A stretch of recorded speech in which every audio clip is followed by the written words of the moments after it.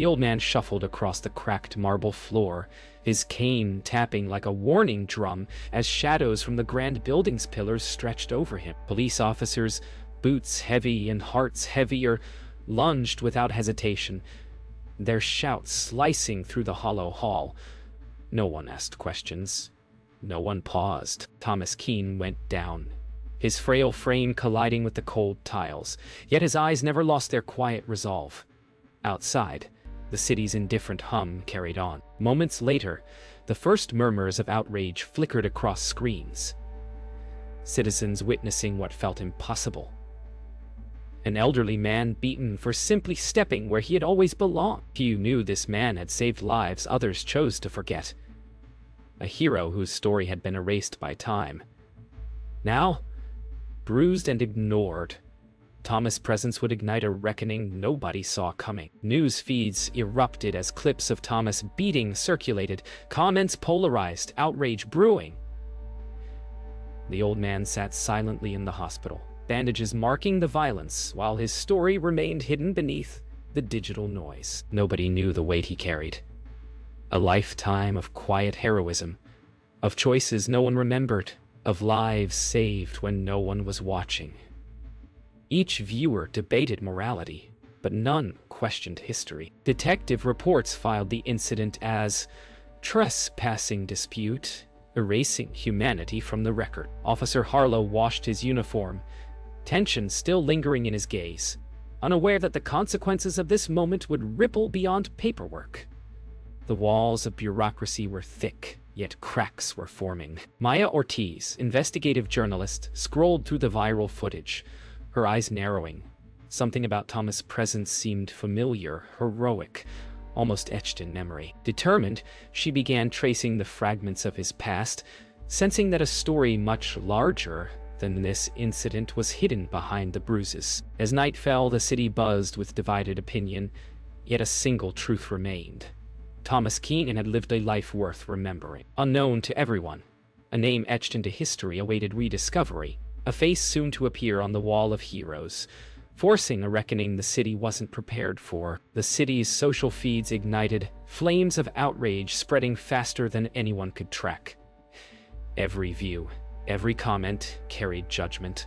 Some demanded justice, others questioned the man's right to be where he was. Yet, beneath the cacophony, few understood who Thomas really was.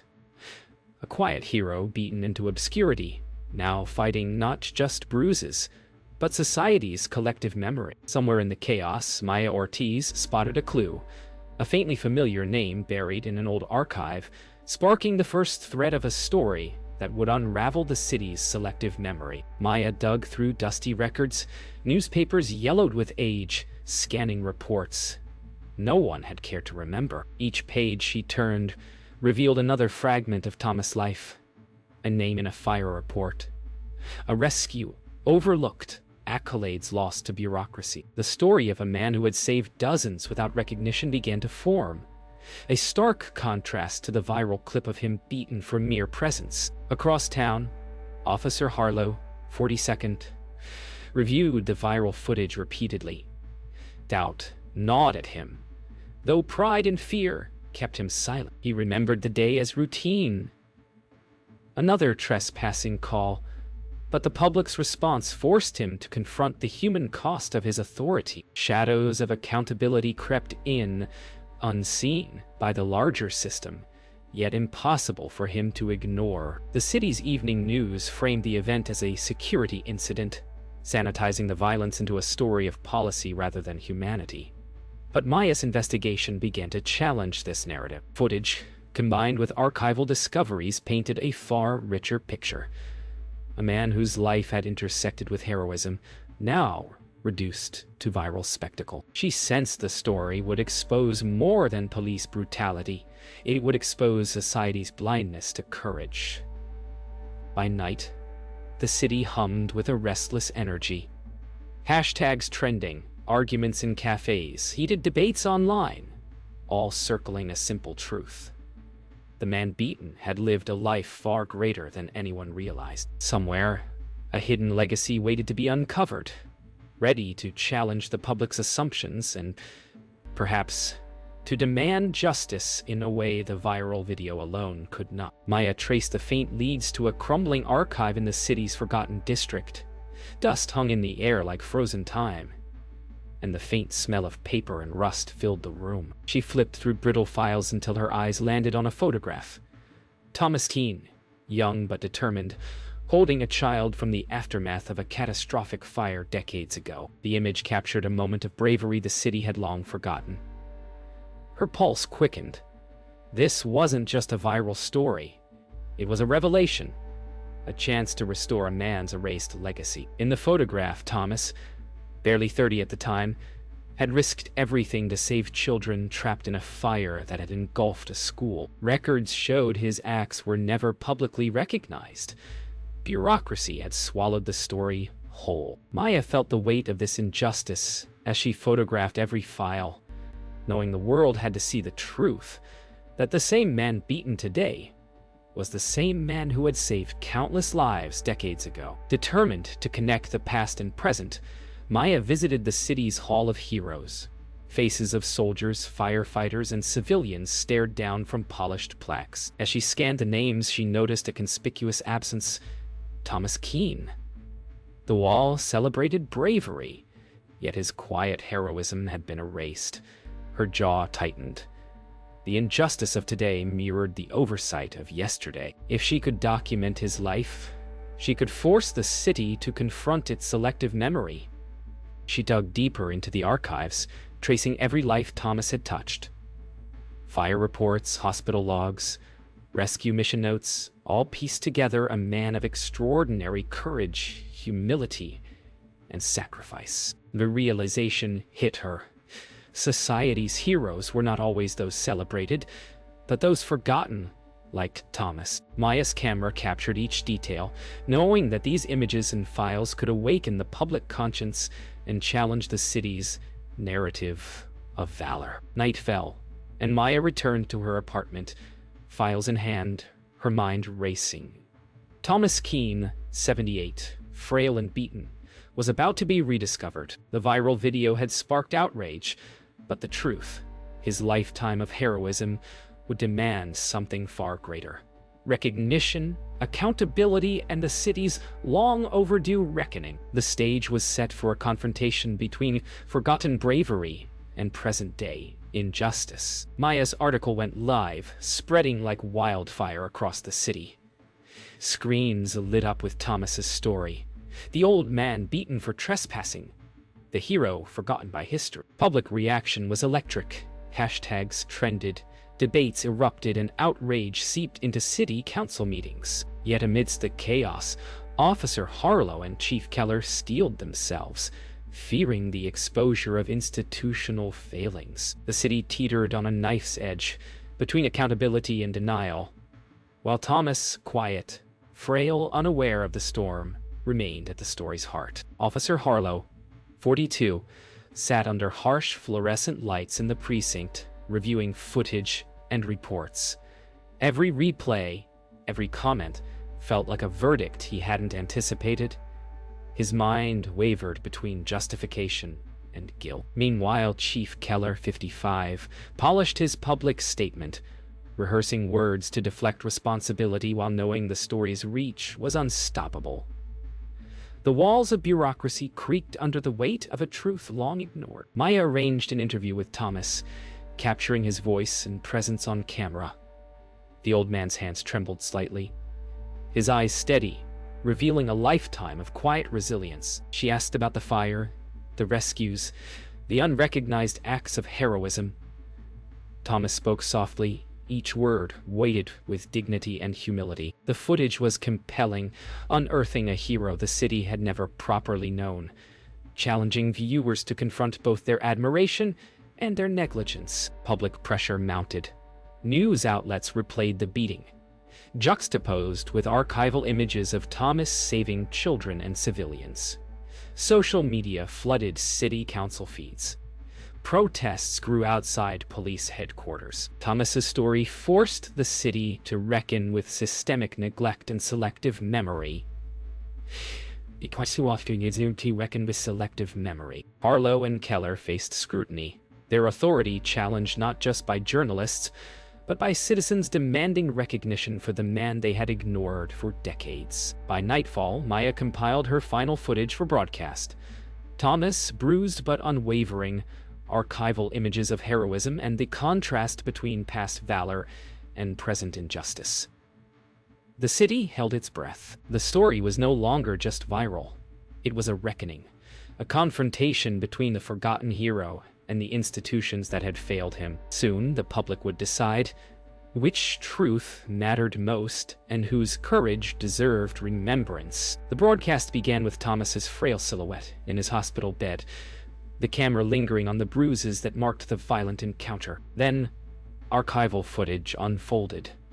A young Thomas, 30, dragging children from a burning school, organizing evacuation in a flood, risking his life in crises the city had long forgotten. The juxtaposition shocked viewers.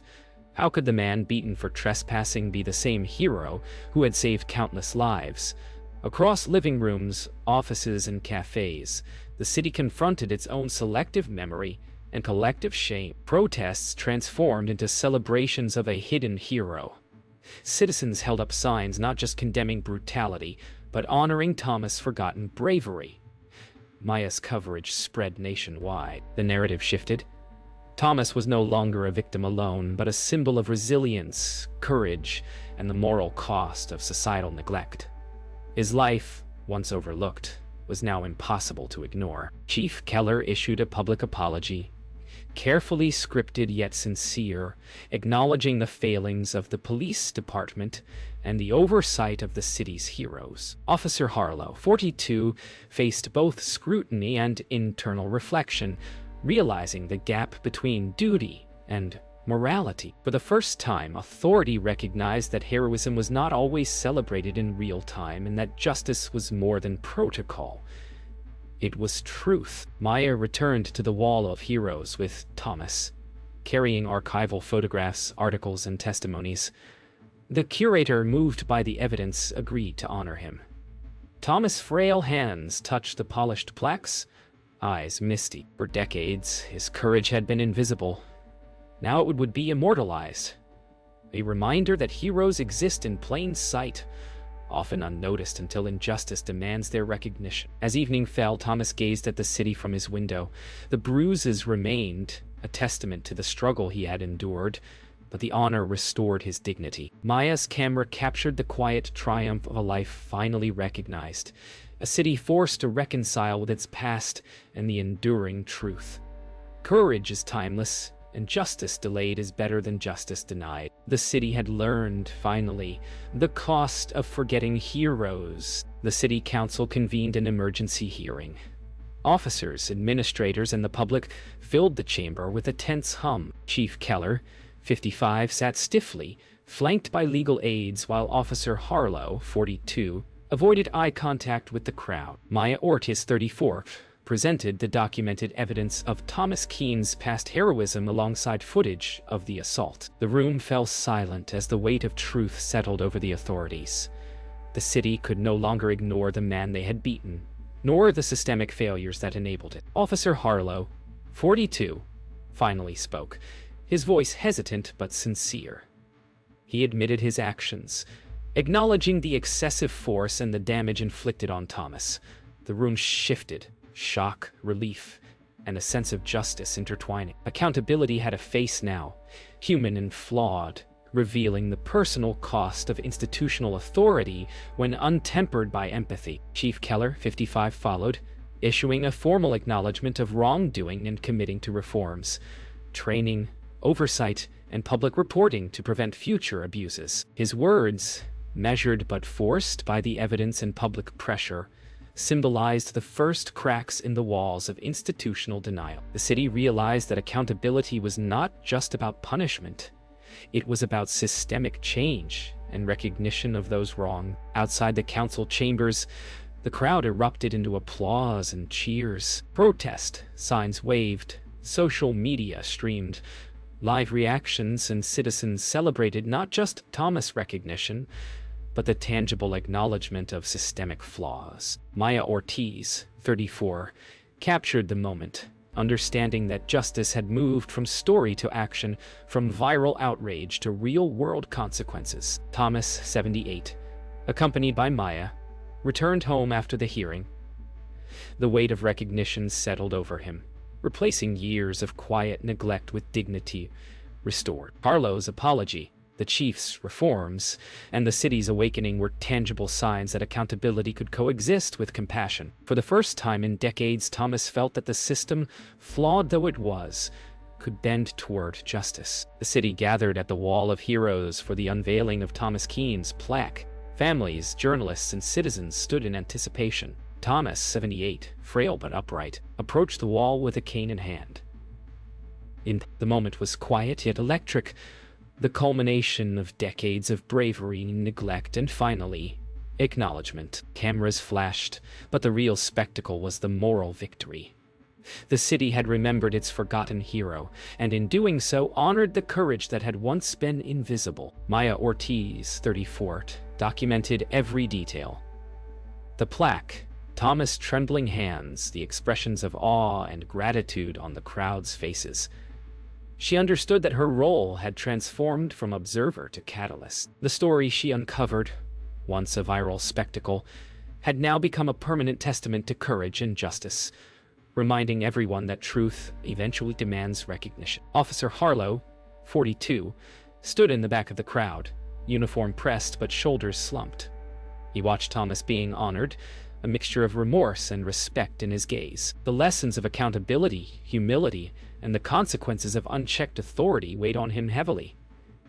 In witnessing the recognition of true heroism, he glimpsed the path to personal redemption. Chief Keller, 55, approached the plaque with formality and unease, then stopped, observing Thomas' hands resting on his nape. Words of apology, promises of reform, and the city's acknowledgement converged in a silent moment of reconciliation. The Wall of Heroes, once selective and incomplete, now carried a fuller story, a story of courage, persistence, and the endurance of justice. As the ceremony concluded, Thomas gazed at the skyline, cane beside him, bruises faded in memory but not in life.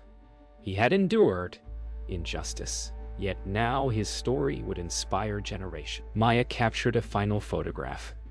Thomas standing tall, plaque gleaming, city alive below. The Wall of Heroes would no longer forget him, and the world had learned that courage, once overlooked, can demand recognition and change everything it touches.